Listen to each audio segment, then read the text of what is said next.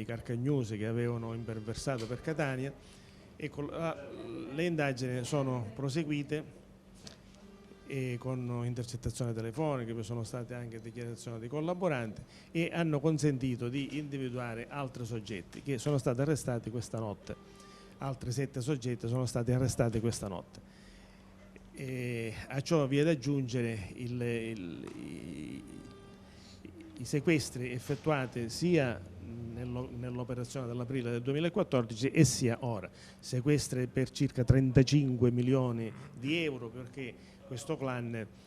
aveva un patrimonio vastissimo di partecipazione in società, beni immobili, denaro contante e quant'altro, che già è stato sequestrato in sede penale, in sede di misure di prevenzione. Va segnalato che l'esito dell'indagine è stato molto veloce, poiché dall'aprile del 2014 ad ora sono state completate, ripeto, le indagini su questo gruppo dei carcagnosi, sono state richieste ed emesse dal GIP le misure cautelari che sono state eseguite dalla Guardia di Finanza proprio questa notte. Vi è da aggiungere che tra gli arrestati vi è tale Tenerelli, che il cugino del capoclan di Nuccio Mazzei, che si era reso protagonista di una eclatante rapina nel giugno del 2014 alla stazione ferroviaria di Cireale, quando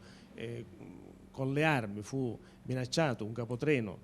un treno importante, un treno che viaggiava da Siracusa al nord Italia,